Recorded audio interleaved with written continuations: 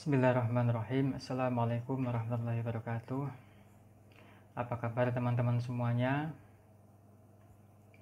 Alhamdulillah kita berjumpa lagi saat ini meskipun dalam kondisi jarak jauh. Baik, saya hanya diberikan waktu oleh apa yang telah diputuskan, hanya 15 menit maksimal, sehingga saya harus hemat-hemat untuk panjang lebar dalam menjelaskan. Materi kita sebetulnya sudah beranjak ke yang lain, namun karena kita absen dalam beberapa pertemuan karena adanya corona, sehingga saya akan mereview terkait dengan PTK yang kemarin masih belum sempat terselesaikan. Baik PTK atau yang kita kenal dengan penelitian tindakan kelas. Secara definisi, tapi sebelum saya utarakan definisinya, antum sendiri juga bisa untuk mendefinisikan sendiri terkait dengan PTK, karena akan banyak kita temukan versi definisi, tapi paling tidak kita akan mendefinisikan secara sederhana, yaitu suatu proses untuk mengkaji problematika pembelajaran dalam kelas dengan cara melakukan tindakan terencana serta menganalisis setiap pengaruh dari tindakan tersebut agar dapat meningkatkan mutu pembelajaran. Poin dari definisi ini adalah bahwa PTK merupakan suatu usaha yang dilakukan oleh guru untuk mengatasi segala macam problematika yang ada dalam suatu pembelajaran, entah karena siswa tidak mencerna pembelajaran dengan baik, atau barangkali juga hasil dari pembelajaran kurang maksimal. Adapun tujuan PTK, yang pertama adalah guru akan lebih peka dan tanggap terhadap dinamika pembelajaran. Ini merupakan salah satu poin penting dari tujuan PTK itu sendiri. Kemudian, guru lebih reaktif dan kritis terhadap perilaku murid. Kita sangat mengenal sekali bahwa siswa-siswi dalam suatu pembelajaran di kelas itu memiliki karakteristik yang bermacam-macam. Ada yang suka dengan bergurau, suka dengan tidur, dan mungkin tidak memperhatikan gurunya dan lain sebagainya, yang merupakan situasi yang lazim dialami oleh murid. Kemudian yang ketiga adalah meningkatkan profesionalitas guru. Dalam PTK ini, guru akan dihadapkan dengan sekian persoalan, sehingga dengan seringnya melakukan PTK ini nantinya guru akan dapat mampu dalam meningkatkan progresivitas pembelajaran. Yang keempat yaitu guru menjadi lebih aktif dalam berupaya dan berinovasi maksudnya. Saya ulangi lagi, guru menjadi lebih aktif dalam berupaya dan berinovasi. Jikalau pembelajaran yang telah dipraktekkan selama ini mungkin membosankan bagi guru atau mungkin juga bagi siswa, ditambah lagi dengan perkembangan iptek yang sudah begitu majunya, maka sebuah inovasi dalam melakukan pembelajaran ini sangat penting untuk dilakukan, terutama harus mengecek tingkat efektivitasnya melalui PTK. Kemudian tujuan yang kelima adalah guru dapat memperbaiki proses pembelajaran. Ingat tentang definisi yang tadi bahwa PTK dilakukan untuk mengatasi permasalahan dalam pembelajaran, sehingga guru akan mampu untuk memperbaiki proses pembelajaran agar lebih baik. Kemudian yang keenam, PTK ini akan membantu guru dalam menemukan solusi terhadap permasalahan. Tentu sesuai dengan definisi yang tadi itu, bahwa dengan PTK guru akan mampu untuk mengatasi segala permasalahan. Kemudian yang ketujuh yaitu meningkatkan kualitas mutu pendidikan. Ini merupakan goal yang paling utama di dalam melakukan PTK. Adapun jenis PTK bermacam-macam sekali. Ada PTK diagnostik, PTK partisipatory, PTK empiris, dan PTK eksperimental. Tentunya antum semuanya masih ingat kan? Atau kalau sudah lupa ya akan kita review ulang. PTK diagnostik ini misalnya terjadi suatu keributan dalam kelas sehingga guru perlu untuk menelisik apa yang menjadi penyebabnya, sehingga yang dilakukan itu adalah mendiagnosa dan memberi rekomendasi atas suatu perkara yang melatar belakangi terjadinya suatu masalah. Kemudian yang kedua yaitu PTK Participatory. Ini merupakan peneliti terlibat dari awal sampai akhir. Dalam arti apa? Guru sekaligus peneliti. Sehingga di dalam melakukan tindakan PTK, si guru itu juga melakukan tindakan-tindakan penelitian. Kemudian yang ketiga yaitu PTK empiris, yaitu pengamatan berjarak atau di luar arena. Ini si peneliti tidak mengikuti atau tidak ikut campur dalam proses pembelajaran, tapi dia di luar itu. Jadi ini posisinya tegas sekali, mana guru, mana yang menjadi peneliti. Berbeda dengan yang partisipatori, ini gabung menjadi satu. Kemudian yang keempat yaitu PTK eksperimental, yaitu menguji keefektifan suatu pembelajaran.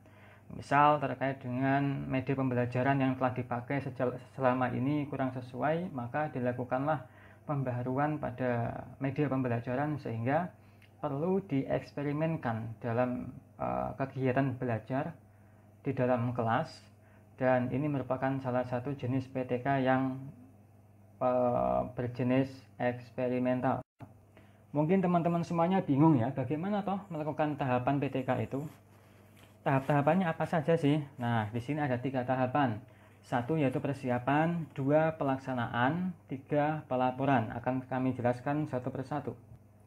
Pada tahap persiapan yang dilakukan oleh guru sekaligus sebagai peneliti PTK itu adalah RPP, misalnya dokumen-dokumen lain, misalnya kayak buku ajar, LKS dan sebagainya.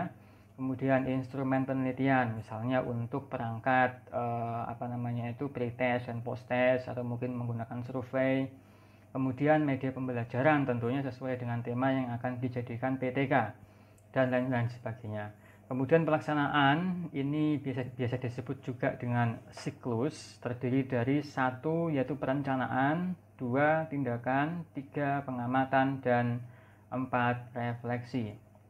Kemudian yang ketiga adalah tahapan yang ketiga yang terakhir adalah pelaporan, yaitu si peneliti melaporkan hasil PTK-nya dalam bentuk tulisan. Dalam PTK, poin yang paling penting harus diperhatikan adalah pada tahapan pelaksanaan atau siklus. Ini ada beberapa siklus, ada 4 siklus, yaitu siklus perencanaan, tindakan, pengamatan, dan refleksi. Setiap siklus ini harus dilakukan sesuai yang telah direncanakan. Kemudian Pak, apa sih tips sederhana supaya sukses melakukan PTK? Mudah sekali. Yang pertama adalah lakukan identifikasi dan analisis ya, dengan memanfaatkan 5W1H terkait kesulitan siswa mencerna suatu materi. Identifikasi dulu masalahnya apa? Di mana, tentang materi apa, mengapa, dan bagaimana. Ini semuanya harus tercover di tips yang pertama ini. Kemudian yang kedua adalah buatlah skenario pembelajaran. Sekiranya siswa itu mudah mencerna suatu materi, maka di sini biasanya sebelum mengajar atau jauh-jauh dari sebelum mengajar, berlatihlah untuk berimajinasi. Bagaimana sih cara saya nanti akan mengajar? Apakah siswa-siswi memahami cara yang akan saya lakukan nanti? Nah, disinilah pentingnya sebuah skenario. Kemudian yang ketiga adalah siapkan bahan-bahan untuk menunjang pelaksanaan skenario. Nah, tentunya butuh sekali bahan-bahan baku, bahan-bahan mentah dan sebagainya. Misalnya seperti media pembelajaran dan seterusnya yang akan digunakan dalam melakukan PTK. Kemudian yang keempat, buat rencana tindakan pembelajaran dan proses penelitiannya. Nah, tentunya semua hal yang baik itu harus dimulai dari perencanaan. Dari proses perencanaan pada saat nanti ketika dalam proses pembelajaran, begitupun juga ketika dilakukan penelitian. Ini rencananya bagaimana supaya hasilnya juga akan lebih maksimal. Kemudian yang kelima adalah lakukan pengamatan. Jangan lupa juga untuk melakukan dokumentasi. Ini yang sangat sering kali terlupakan. Pak, saya ini sudah melakukan PTK, mana buktinya? Wah, tidak punya ya Pak. Atau buktinya adalah bentuk office. Itu kan bisa kamu tulis sendiri sehingga tidak kuat. Maka perlu yang namanya dokumentasi yang lebih variatif, misalnya menggunakan foto. Ingat, jangan lupa membawa foto via HP misalnya, atau mendokumentasikan melalui video dari proses perencanaan sampai di penulisan. Ini harus terdokumentasikan dengan baik apapun, jangan sampai menyepelekannya. Kemudian catat apa yang perlu dicatat untuk dijadikan koreksi pada tahapan evaluasi nanti atau pada tahapan refleksi. Kemudian menguji tindakan, ini menggunakan instrumen di dalam penelitian, misalnya pretest dan posttest. Pada sebelum pembelajaran dilaksanakan, jikalau kita pakai skema posttest dan pretest dan posttest, maka sebelum pembelajaran itu dilakukan yang namanya pretest dengan kriteria soal tertentu sesuai dengan materi pembelajarannya. Terus kemudian pada saat diberikan pembelajaran, setelahnya itu dilakukan posttest.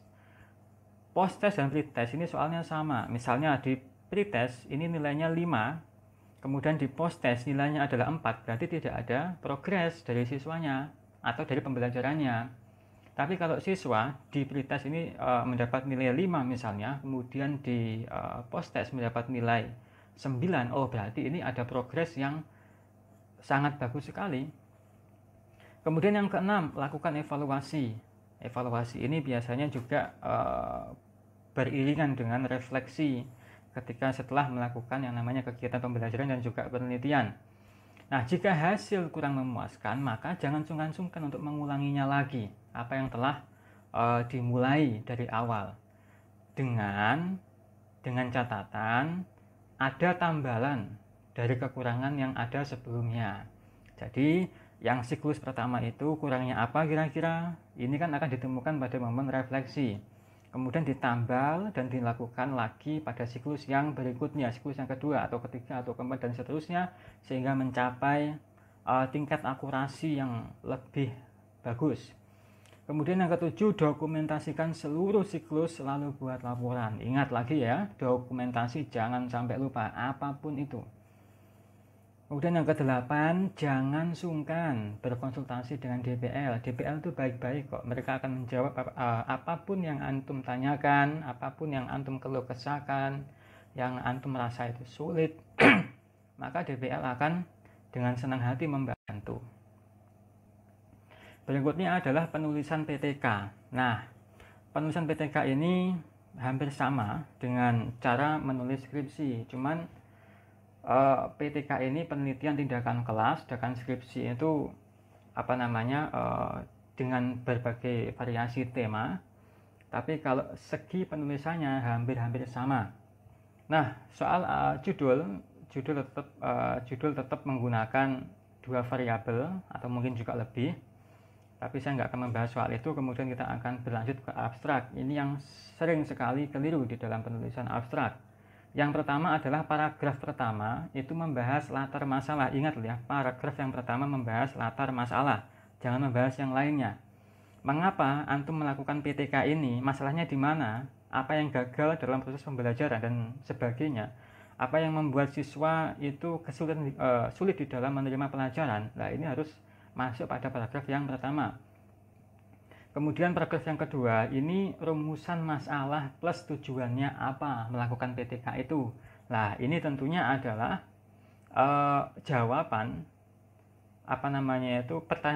pertanyaan-pertanyaan yang memang terkait dengan paragraf yang pertama, paragraf yang berisi latar masalah.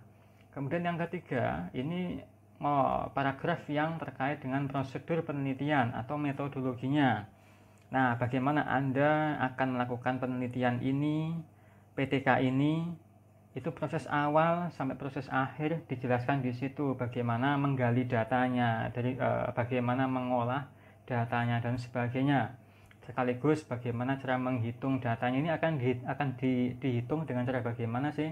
Nah, ini masuk di dalam paragraf yang ketiga. Kemudian yang keempat, paragraf yang keempat yaitu hasil penelitian. Nah, hasil penelitian, apapun hasilnya, hasil penelitian ini tidak harus hasil yang baik loh ya, tapi hasil yang apa adanya, sesuai dengan hasil dalam penelitian. Kalau memang buktinya adalah kurang baik, ya jelaskan kalau itu kurang baik. Kalau buktinya adalah baik, ya jelaskan juga kalau buktinya adalah baik. Jadi tidak perlu merekayasa sebuah hasil penelitian, kita mengambil saja apa ada yang ada di lapangan. Pak, ternyata hasil dari siklus saya sampai siklus yang kelima ini sama saja hasilnya, jelek semuanya. Ya sudah, itu yang harus kita tampilkan. Nanti kita harus mengutamakan kejujuran di dalam melaksanakan kegiatan penelitian. Itu ya, ada abstrak, dalam abstrak ada 4 paragraf. Kemudian pada bab 1 selanjutnya ini berisi tentang pendahuluan. Nah, pendahuluan ini adalah kontennya latar belakang. Kemudian yang B, rumusan masalah. Kemudian C, batasan masalah. Kemudian D, tujuannya apa. Kemudian E, hipotesisnya apa. Kemudian F, ini manfaatnya apa dari melakukan PTK tersebut. Kemudian bab yang kedua adalah kajian teori. Ini berisi tentang seputar subjek penelitian, ya. Biasanya berisi tentang berbagai macam bentuk referensi. Tidak harus buku, boleh jurnal, boleh video, dan lain sebagainya. Kemudian bab yang ketiga, ini ngomong soal prosedur penelitian. Ini ceritakan saja proses PTK-nya itu bagaimana. Bab yang keempat, ini ngomong soal hasil penelitian. Ya, siklus tadi itu, siklus yang pertama sampai selanjutnya itu ditampilkan di bab yang keempat. Jangan lupa loh ya, data, foto, dan sebagainya itu harus benar-benar terpotret dengan baik. Bab yang kelima, yaitu ngomong soal kesimpulan dan saran. Ya, tentunya isinya adalah simpulan dan saran. Nah, selanjutnya adalah daftar pustaka. Dalam menulis daftar pustaka ini usahakan penulisannya sesuai dengan buku panduan, jangan sampai melenceng dari situ. Kemudian pada lampiran ini bisa dilampirkan video pembelajarannya, kemudian foto apapun, kemudian hasil penilaiannya dan lain sebagainya. Ini dilampirkan di dalam lampiran. Nah, sudah 17 menit. Berarti sekarang adalah momen saya bercerita tentang tugas. Nah, sudah kita pahami semua insya Allah ya. Sekarang tugasnya adalah silahkan buat kelompok. Masing-masing kelompok ada 3 mahasiswa. Tugasnya adalah membuat PTK mini, yaitu PTK yang jumlah halamannya hanya 5 halaman saja. Diketik loh ya. Kemudian kalau sudah mengetik, oh ya, formatnya sesuai dengan format penulisan PTK tentunya kan ya. Nah, kemudian kirim ke alamat email saya dewakusiwa@gmail.com. Kalaupun nanti ada pertanyaan-pertanyaan yang terkait dengan materi atau tugas ini, bisa antum kumpulkan pertanyaan itu kemudian kirim ke WA saya. Insya Allah kalau saya bisa menjawab akan saya jawab, kalau tidak bisa ya akan saya tanyakan ke orang lain. Baik, terima kasih atas perhatiannya, semoga bisa memahamkan. Ihdinas siratal mustaqim. Assalamualaikum warahmatullahi wabarakatuh.